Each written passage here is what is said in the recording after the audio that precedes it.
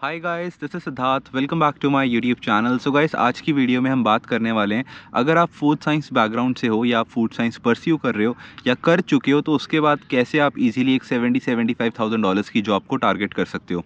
तो इस वीडियो में मैं हर चीज़ बताऊंगा, क्या सर्टिफिकेशंस चाहिए आपको, क्या आपको स्किल्स होनी चाहिए, स्किल सेट होना चाहिए, कैसे आपको एक अच्छा नेगोशिएशन करना है और किस टाइप की कंपनी में आपको जॉब ढूंढनी है। तो बिना आपका टाइम वेस्ट करे इस वीडियो को हम स्टार्ट करते हैं। सो गाइस, सबसे पहले मैं आपको थोड़ा सा क्विक बैकग्राउंड इन्फॉर्मेशन दे देता हूँ अपने बारे में। अगर आप एक फर्स्ट टाइम व्यूअर हो मेरे चैनल पे, मैंने अपना बैचलर्स किया था BTech in food technology from Amity university, और उसके बाद मैंने इंडिया में 1 साल फूड साइंस बैकग्राउंड में ही जॉब भी करी है। देन उसके बाद मैं कनाडा मूव हो गया। मैंने यूबीसी वैंकूवर से मैंने अपना masters in food science course किया था, जो कि 1 साल की मास्टर्स थी।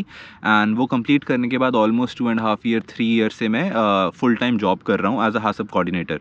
तो ये हो गया मेरे प्रोफाइल के बारे में। अब मैंने अपने एक्चुअली नोट्स लिखे हुए हैं, तो मैं नोट्स रेफ़र करके आपको हर चीज़ थोड़ा डिटेल में बताऊंगा। तो सबसे पहले हम बात करते हैं different job roles in food industry related to QA QC, related to QA department. तो सबसे पहले जो सबसे स्टार्टिंग रोल होता है वो होता है quality control technician, QC technician. तो इसके ऊपर ना मैंने एक वीडियो पहले भी बना रखी है, मैं उसका भी लिंक दे दूंगा ऊपर। अगर आपने वो नहीं देखी है तो आप उसको चेक करना। उस पर आप लोगों ने काफ़ी अपना लव एंड सपोर्ट दिखाया था, तो उसको भी एक बार जाके ज़रूर देखना। इस वीडियो में मैं थोड़ा और डिटेल में बात करूंगा उस बारे में।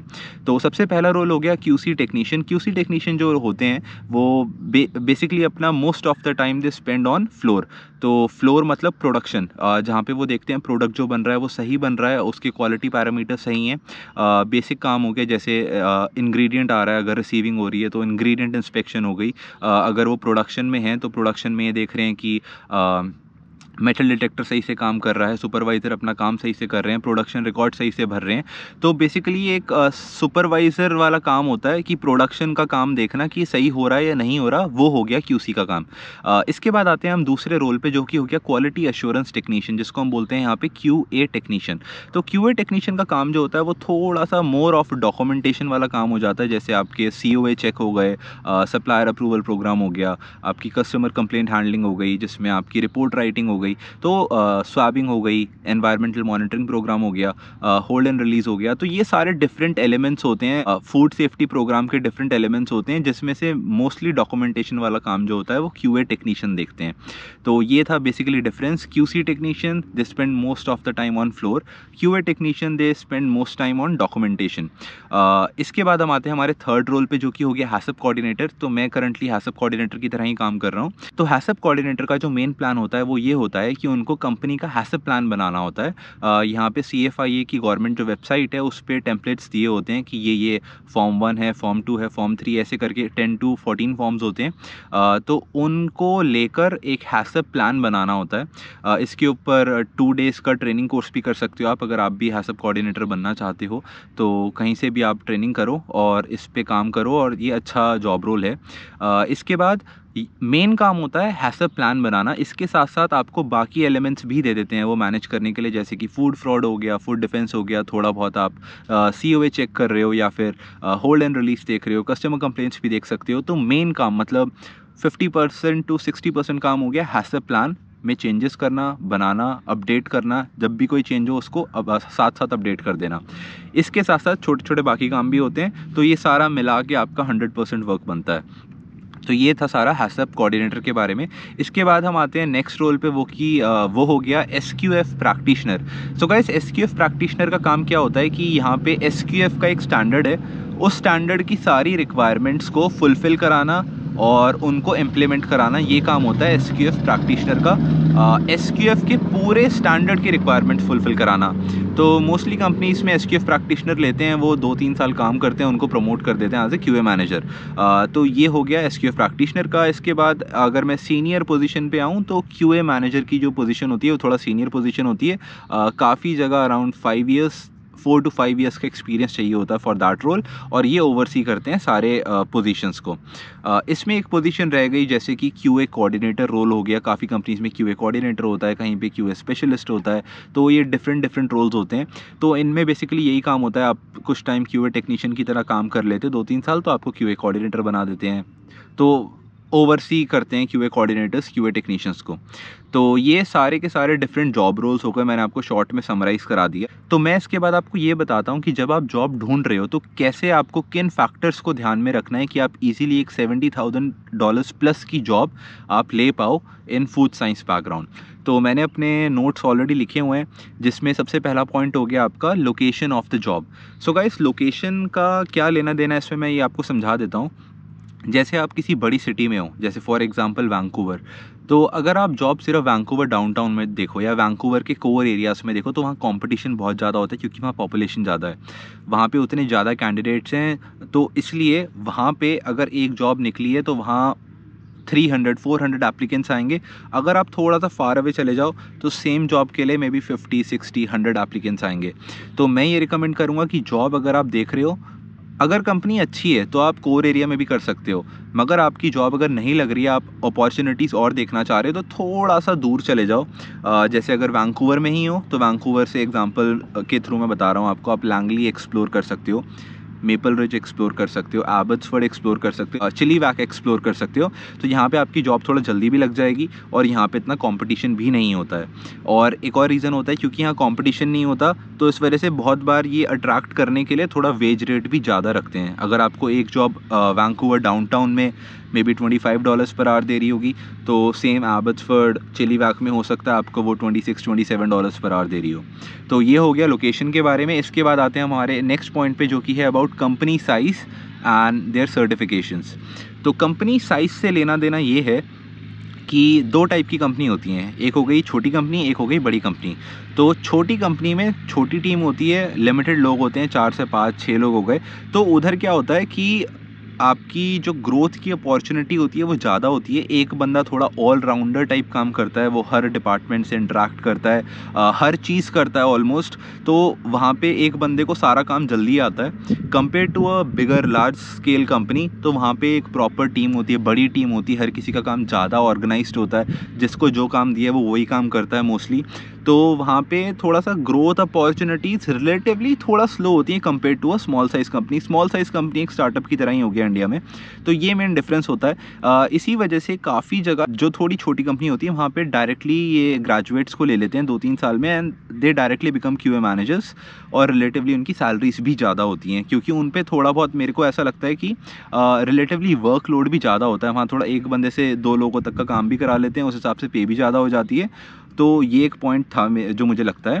और बड़ी कंपनी में उतना ग्रोथ उतनी फास्ट नहीं होती, इट इज़ रिलेटिवली स्लो। इसके बाद अगर मैं दूसरे पॉइंट पे आऊँ, जो कि हो गया अबाउट कंपनी सर्टिफिकेशन, तो ये आपके लिए बहुत इंपॉर्टेंट है कि आप जब जॉब ढूंढ रहे हो तो अपनी कंपनी ऐसी देखो जिनके पास कोई सर्टिफिकेशन हो। GFSI सर्टिफाइड तो हो ही, ऐसी कंपनी में मत जाओ जिनके पास कोई सर्टिफिकेशन नहीं है। उससे क्या होगा कि आपको अच्छी नॉलेज मिलेगी स्टैंडर्ड इंप्लीमेंट करने की। अगर आपकी कंपनी से SQF सर्टिफाइड, आपको पता पड़ेगा SQF स्टैंडर्ड कैसे इंप्लीमेंट कराते हैं। अगर आपकी कंपनी BRC सर्टिफाइड है या FSSC सर्टिफाइड है, किसी भी सर्टिफिकेशन में हो, तो उससे आपको हेल्प होगी ये बताने में कि कैसे आप एक ऑडिट क्लियर करवा सकते हो।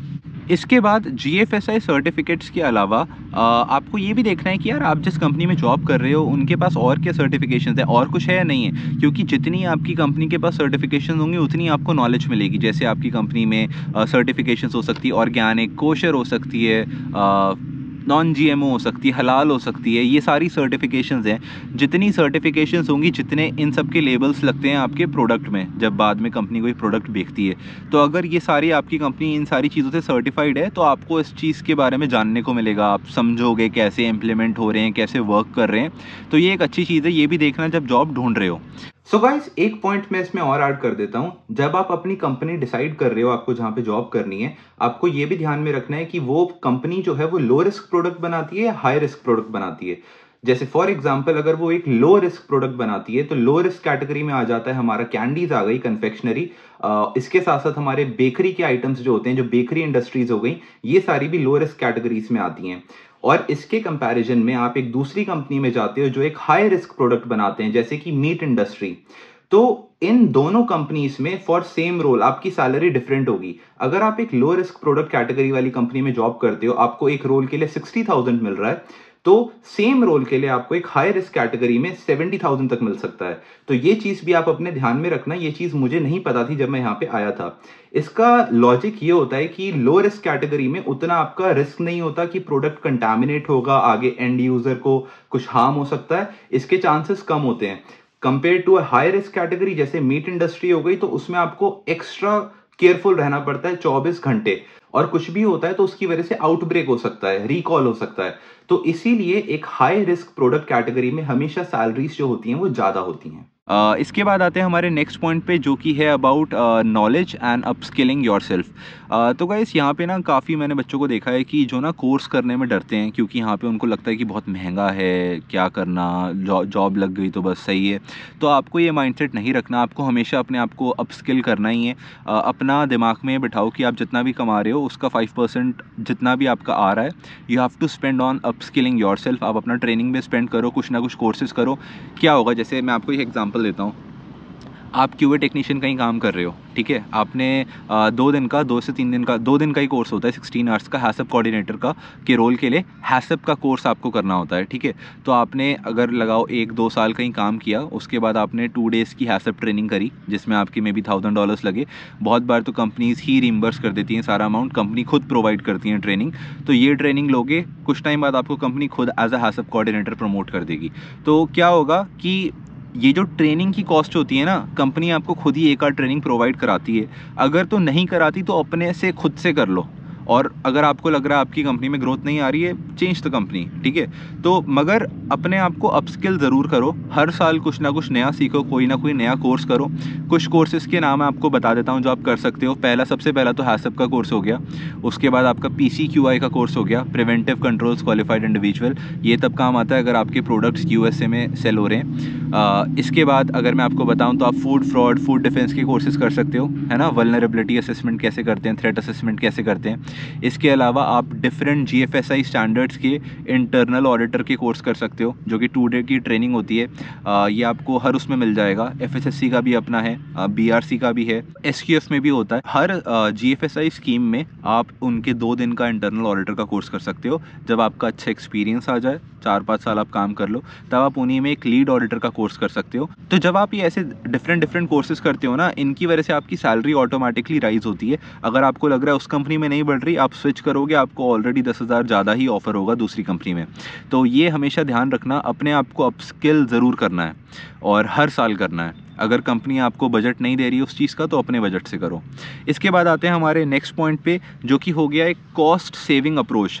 तो गाइस ये बहुत ज़रूरी है। आप जब भी कंपनी में काम करो, कंपनी को ऐसा लगना चाहिए कि कंपनी के पैसे आप बचवा रहे हो। आपको ध्यान रखना है कि यार क्वालिटी भी मेंटेन हो प्रोडक्ट की और कंपनी को भी फ़ायदा हो, है ना। अगर आप ध्यान से अपना काम नहीं करोगे तो कंपनी में अगर रिकॉल हो गया, यहाँ पे कंपनीज के $1 मिलियन लग जाते हैं। तो अपना काम आपको ध्यान से करना है, और आपको अपनी कंपनी में सीनियर मैनेजमेंट को ये भी दिखाना है कि देखो हमने आपके कितने पैसे बचाए हैं, कितने आपकी कॉस्ट सेविंग करी है। इसके बहुत सारे एग्जांपल्स होते हैं, ठीक है। जैसे आपकी हो गए माइक्रो टेस्टिंग हो गया, अगर आपका खुद का लैब नहीं है, बाहर से टेस्टिंग करा रहे हो, एक रिस्क बेस्ड एनालिसिस करो, उसके बेसिस पे डिटरमाइन करो क्या आपकी ज़रूरी है पैथोजन टेस्टिंग, वो ही करो, हर चीज़ मत करो। इससे क्या होगा, आपकी कॉस्ट सेविंग होगी। एक बहुत छोटा सा एग्जांपल है। इसके बाद हो गया आपका कस्टमर कंप्लेंट्स हैंडलिंग, है ना। उसमें आपकी कस्टमर कंप्लेंट्स आ रही, कितनी आप कॉम्पनसेशन दे रहे हो, क्या आप अननेसेसरी उनको प्रोडक्ट से 10 to 20 टाइम्स दे रहे हो या 2 to 5 टाइम्स दे रहे हो। ये एक दूसरा एग्जाम्पल हो गया। तीसरा एग्जाम्पल हो गया होल्ड एंड रिलीज। अगर आपके यहाँ पे सप्लायर से कोई इंग्रेडिएंट आ रहा है, वो डैमेज हो गया है, आप उसको कैसे हैंडल कर रहे हो। उसमें थोड़ा बहुत डैमेज है, आपने पूरा प्रोडक्ट फेंक दिया, या थोड़ा बहुत डैमेज है, अगर आप प्रोडक्ट फेंक रहे हो, आपका सप्लायर उस चीज़ का आपको क्रेडिट दे रहा है, नहीं दे रहा है। आप जब उसको डिस्पोज कर रहे हो, उसका लॉस कौन ले रहा है, आप ले रहे हो या आपका सप्लायर ले रहा है। तो ऐसे ना जब आप काम करोगे 3-4 साल, आपको समझ आ जाएगा कि कैसे एक कॉस्ट सेविंग अप्रोच आपको लाना है। और कंपनी में जो सीनियर मैनेजमेंट होती है, ये पसंद करती है इस अप्रोच को, क्योंकि इससे कंपनी को भी फ़ायदा होता है और ये आपकी ग्रोथ के लिए भी बहुत ज़रूरी है। तो ये चीज़ अपने दिमाग में पक्का रखना। इसके बाद हम आते हैं हमारे नेक्स्ट पॉइंट पे, जो कि हो गया about negotiating your salary. So guys, मुझे लगता है ना जो सबसे इम्पॉर्टेंट चीज़ है, एक अच्छा सा अपना एक रिसर्च करो और उसके बाद ना उसकी एक शीट बनाओ जिस पे आप लिखो कि कहाँ कौन कितनी सैलरीज दे रहा है। कोई कंपैरिजन करो, कंपेयर अबाउट 30 to 40 कंपनीज, कौन कितनी सैलरी दे रही है। जब आप फर्स्ट जॉब ले रहे हो ना अपनी, तो कभी भी बहुत कम सैलरी एक्सेप्ट मत करो। उससे क्या होता है ना, एक बार कंपनी में आप घुस जाते हो तो ग्रोथ थोड़ा सा स्लोली आती है। तो जब पहली जॉब ले रहे हो उसमें अपना ट्राई करो best to get at least the market rate. अगर मैं आपको क्विकली अभी बताऊं तो अगर आप कहीं स्टार्ट करना चाहते हो तो एज ए QA टेक्नीशियन आप इजीली एक्सपेक्ट कर सकते हो 50,000 मिनिमम। और अगर आपको कोई नहीं दे रहा है ना ये, तो आप थोड़ा वेट करो, पेशेंस रखो, क्योंकि ये मार्केट रेट चल रहा है यहाँ पे। काफ़ी मैंने नोटिस किया है, जैसे जब हम भी ग्रेजुएट हुए थे आज से 2.5-3 साल पहले, तो एक कंपनी थी यहाँ पे ब्रिटिश कोलंबिया में, मैं उसका नाम नहीं लूँगा। वो लोगों को, जितने भी हमारे ग्रेजुएट स्टूडेंट्स थे, हर किसी को बिल्कुल कम से कम पे लेना चाह रही थी। वहाँ पे हमारे बैच के 8 से 10 बच्चों ने इंटरव्यू दिया और उनका वेज रेट बहुत कम था। I think they were offering $18-19 per hour for a QA technician, और वहाँ पे हमारे बैच में से किसी ने भी ज्वाइन नहीं किया। इन द एंड उनको अपना वेज रेट बढ़ाना पड़ा, तब जाके उनको बंदा मिला। तो मतलब मेरा कहने का मतलब ये है कि एक्सप्लॉइट मत हो। अगर आपको कोई बिल्कुल ही कम दे रहा है ना, $16 पर आवर, $17-18 पर आवर, तो फिर मत जाओ वहाँ पे। कंपनी थोड़ा वाइसली चूज़ करो, जो आपका मार्केट रेट है उसी पे जाओ। Don't settle for less. यहाँ पे जॉब्स बतेरी हैं, मिल जाएगी। अभी मार्केट ख़राब चल रहा है, 1-2 साल में वो भी ठीक हो जाएगा। तो ये चीज़ अपने ध्यान में रखना। इसके बाद अपनी सैलरी अच्छे से नेगोशिएट करने के बाद जो लास्ट चीज़ है मैं आपको बोलूँगा, वो ये बोलूँगा कि अपना हमेशा एटीट्यूड जो है ना वो अच्छा रखना कंपनी में। एक हमेशा एक लर्निंग एटीट्यूड होना चाहिए कि आपको हर चीज़ सीखने में इंटरेस्ट है, आप हर चीज़ सीख रहे हो, उसको इम्प्लीमेंट कर रहे हो और आप कंपनी में काम करने में एक्चुअली इंटरेस्टेड हो। तो ये सारी चीज़ें जो होती है ना, सीनियर मैनेजमेंट भी देखते हैं, आपके खुद के बॉस भी देखेंगे, आपके मैनेजर्स भी देखेंगे, और उसके बेसिस पे ही वो आपको इंक्रीमेंट देंगे, प्रमोट करेंगे, या उस कंपनी में आपकी ग्रोथ उस हिसाब से डिपेंड करेगी। तो मुझे जो चीज़ लगती है यहाँ पे एक्चुअली कंपनीज़ को ना अच्छे एम्प्लॉयज़ जल्दी मिलते नहीं हैं। यहाँ पे बहुत बार होता है कंपनी में नया बंदा आया, 2 महीने 3 महीने काम किया, चला गया। तो कंपनीज़ उन लोगों को रखना चाहती हैं जो लोग कंपनी को अच्छे लगते हैं, कि भाई ये अच्छे से काम करता है, इसका एटीट्यूड अच्छा है, इसका माइंडसेट सही है, अपना काम अच्छे से करता है, स्किलफुल बंदा है, नॉलेजेबल बंदा है। तो अगर आप वैसे बंदे हो ना, उस एटीट्यूड से हो, तो आपको ग्रोथ भी मिलेगी और आप अच्छा करोगे इस फील्ड में। ऐसा कुछ नहीं है कि इस फील्ड में लोग अच्छा नहीं करते हैं। यहाँ पे अच्छे बंदे जिन्होंने 5-5, 6-6 साल 10-10 साल काम किया है, ईजिली 1 लाख से ऊपर छू जाते हैं। और ऑडिटर्स वगैरह हो गए, उनकी सैलरीज बहुत ज़्यादा होती हैं। तो कभी ये नहीं सोचना है कि ये फील्ड ऐसी है वैसी है। हर फील्ड में ग्रोथ होती है, आपको अपने ऊपर सोचना है कि आपको अपनी ग्रोथ कैसे करनी है। अपने आप ग्रो करो, फील्ड में आपको ग्रोथ मिल जाएगी। एक चीज़ जिसके ऊपर मैंने बात नहीं करी, मैंने आपको थोड़ा सैलरीज का आइडिया दे देता हूँ कि कैसे आप 70-75,000 टेम कर सकते हो। अगर तो आप एक QC टेक्नीशियन से स्टार्ट कर रहे हो, इनकी सैलरीज रिलेटिवली सबसे लो होती हैं इन दिस QA डिपार्टमेंट, क्योंकि ये स्टार्टिंग रोल होता है ना। तो आप अगर QC टेक्नीशियन से स्टार्ट कर रहे हो, may be you can expect around 45,000 like that, 45 to 50। अगर आप QA टेक्नीशियन की तरह काम कर रहे हो स्टार्ट, तो आप एक्सपेक्ट कर सकते हो maybe between 50 to 55, 60 like that. 60 on a higher range, जिनको थोड़ा सा एक्सपीरियंस है। अगर आप हैसअप कोऑर्डिनेटर की तरह काम कर रहे हो, आप एक्सपेक्ट कर सकते हो अराउंड 60 to 70 लाइक दैट। और SQF प्रैक्टिशनर्स की भी ऑलमोस्ट सेम होती है, स्लाइटली हायर होती है, अराउंड 70-75। और काफ़ी जगह QA मैनेजर अगर स्मॉल कंपनी है तो वहाँ पे आपको 2-3-4 साल के एक्सपीरियंस में ही 70,000 तक ऑफ़र कर दिए जाते हैं। बट अगर आप किसी बड़ी कंपनी में हो तो वहाँ पे रिस्पॉन्सिबिलिटीज़ थोड़ा ज़्यादा होती हैं और थोड़ा आपको उस लेवल की नॉलेज चाहिए होती है। उस हिसाब से उनको एक्सपीरियंस थोड़ा ज़्यादा चाहिए होता है। तो अगर आप किसी बड़ी कंपनी में QA मैनेजर लगे हो, तो मे बी 5 ईयर्स के एक्सपीरियंस में या 5 to 10 ईयर्स के एक्सपीरियंस में आप $80,000 to $100,000 छू सकते हो। तो यही था, मतलब मैंने सोचा आपको इन चीज़ों के बारे में बताता हूँ। तो इस वीडियो को आई थिंक काफ़ी लंबी हो चुकी है ऑलरेडी, इस वीडियो को यहीं पे एंड करते हैं।